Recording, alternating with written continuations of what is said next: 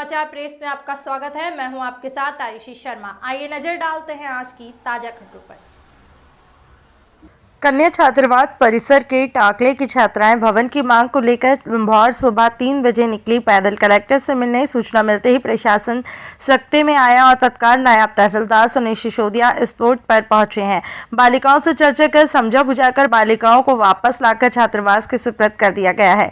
Principal संतोष पवार एवं नायब तहसीलदार सुनील सिसोदिया से पूछे जाने पर उन्होंने बताया है कि छात्रावास परिसर जर्जर होने से कुछ बालिकाएं नाराज थी और परिसर में कहीं छत की प्लास्टर गिरने से छात्राएं भयभीत भी थी।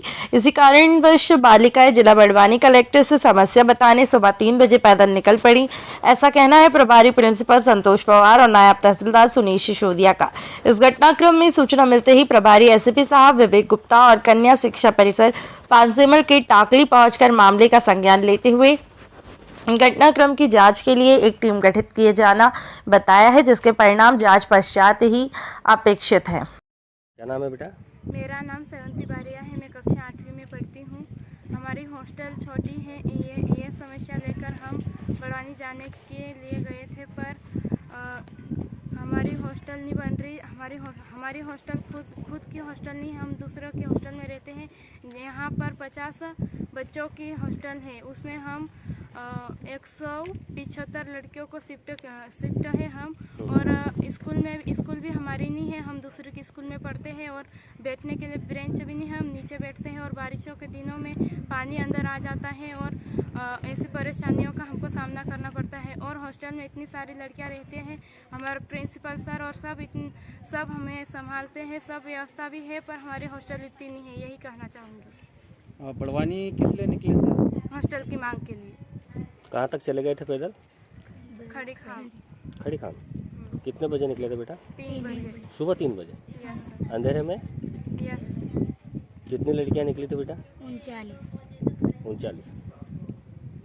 ठीक। कन्या परिसर आप पहुंचे थे, क्या समस्या थी छात्राओं को? मैं विवेक गुप्ता, डिप्टी कलेक्टर हूँ मूल पद, और अभी विभागीय एसी न होने से एसी पद का प्रभार देख रहा हूँ। सर क्या समस्या थी छात्राओं को? हमें सूचना मिली बड़वानी में कि कक्षा 7th और 8th की करीब 30 से 40 बच्चियाँ परिसर से बाहर निकलकर आ गई हैं।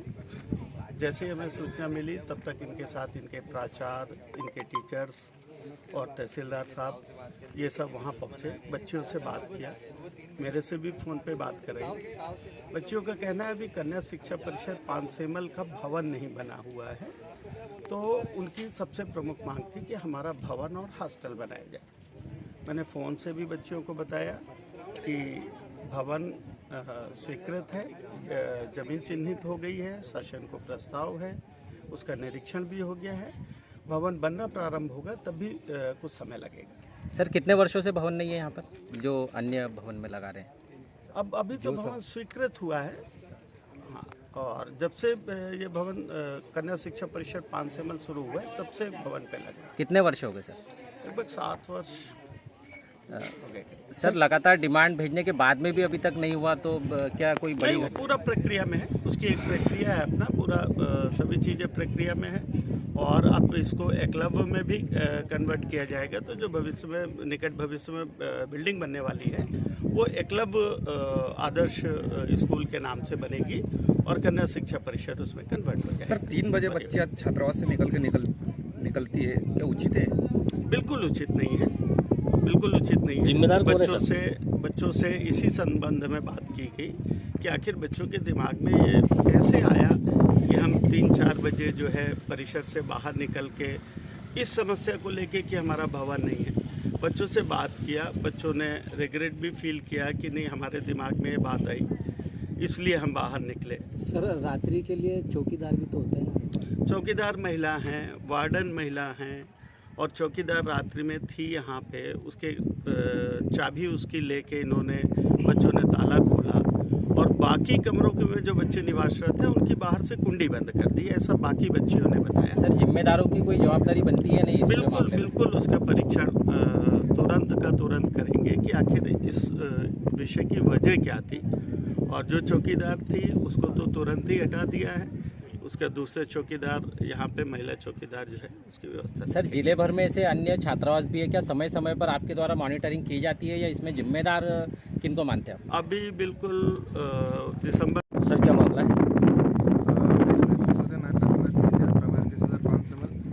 आज मुझे प्रातः पता चला 7 बजे के लगभग कि कन्या शिक्षा परिसर की कुछ बालिकाएं पैदल जिले के वरिष्ठ अधिकारियों से मिलने के लिए निकली।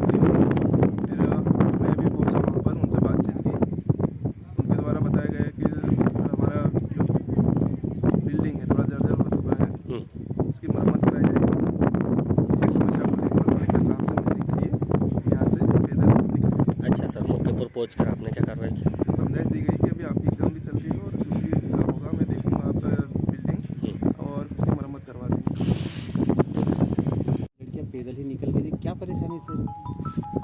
मैं संतोष पवार, प्राचार्य कन्या शिक्षा परिसर 5 मुझे प्रातः वार्डन मैडम का कॉल आया कि सर कि कुछ लड़कियां अपने हॉस्टल से गायब हैं।